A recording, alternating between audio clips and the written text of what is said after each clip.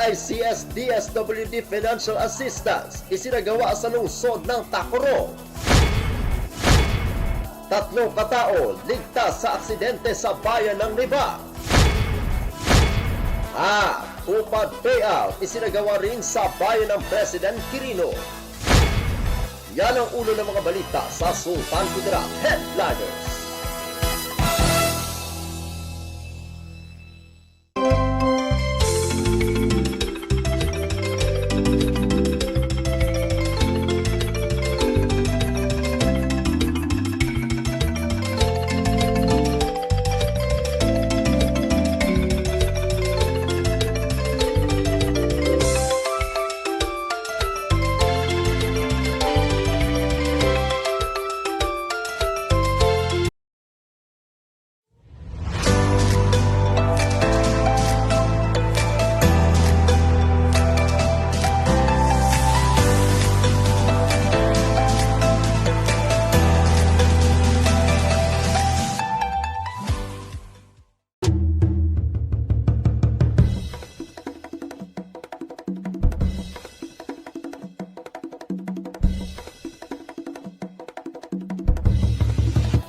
Magandang araw, lalawigan ng Sultan Kudarat. Narito na ang mga pangunahing balita sa Sultan Kudarat Headliners ngayong Marso 25, taon 2024. AICS DSWD Financial Assistance isinagawa sa lungsod ng Tacoro. Narito ang ulat. Ngayong araw, ika-25 ng Marso taong kasalukuyan ay ginanap sa Tacoro City Cultural and Sports Center ang Financial Assistance Distribution sa lungsod ng Tacoro.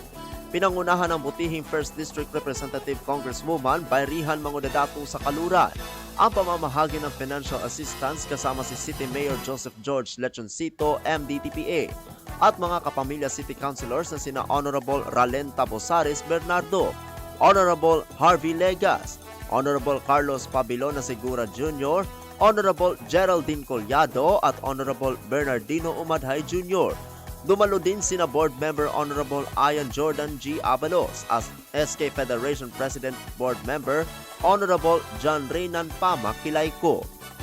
Bawat benepisyaryo ay nakatanggap ng tig 2,000 piso at mayroong 2,000 benepisyaryo ang lungsod ng Tacoro.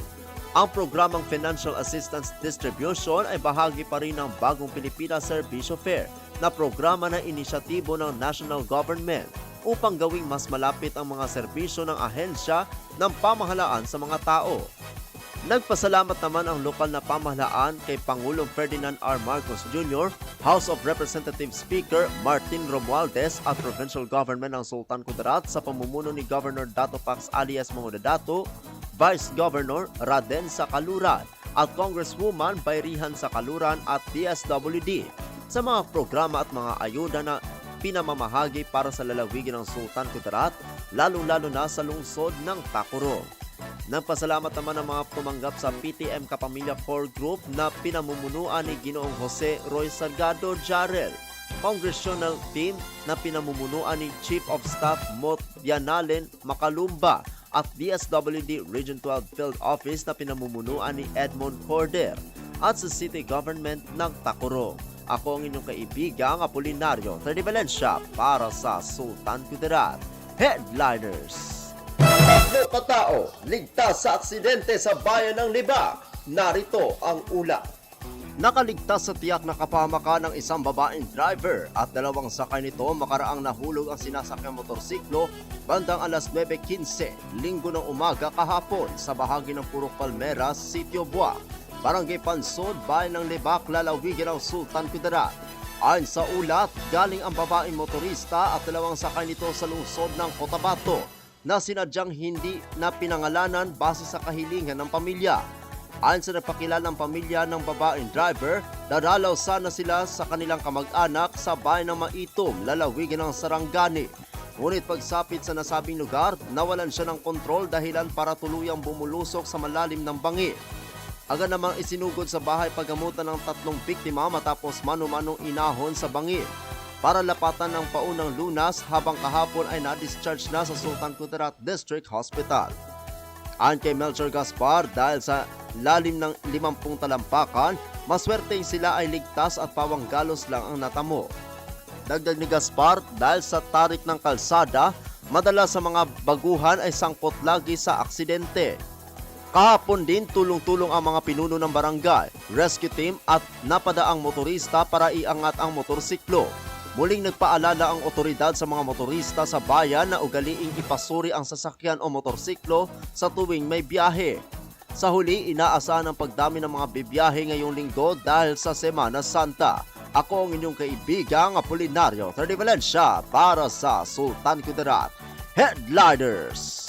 Para sa uling balita, tupad payout isinagawa rin sa bayan ng President Quirino. Narito ang ulat. Namamahagi rin ng financial assistance para sa 521 tupad beneficiary sa bayan ng President Quirino mula sa iba't ibang barangay. Ito ay lubos na ipinagpapasalamat ng mga mamamayan ng bayan sa mga pinuno na lubos ang suporta sa mga gawain at mga tulong.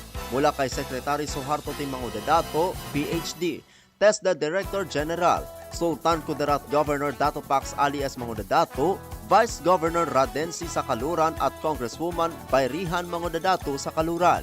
Sa tulong at inisyatiba ng alkalde na si Honorable Maria Katrina Florida Sandigan, Vice Alkalde Honorable Maris Ayan Aradanas at ng 16 na sangguniang bayan members ay matagumpay ang nasabing programa sa tulong ng mga staff ng Congressional Office, DSWD Office at DOLE staff na siyang tumulong din upang maayos na maipaabot ang mga tulong pinansyal na nabanggit. Ako ang inyong kaibigang Apolinario Terdy Valencia para sa Sultan Kudarat Headliners.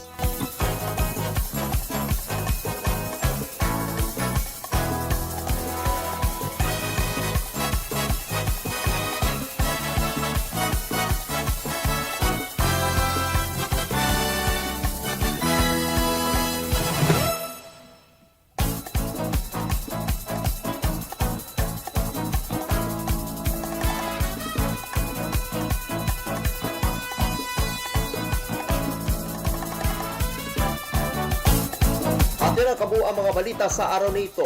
Mga balitang kailangan ninyo malaman, balitang walang kinakampihan, mga balitang totoo, mga balitang may dalang aral at inspirasyon. Ito ang Sultan Kudarat Headliners.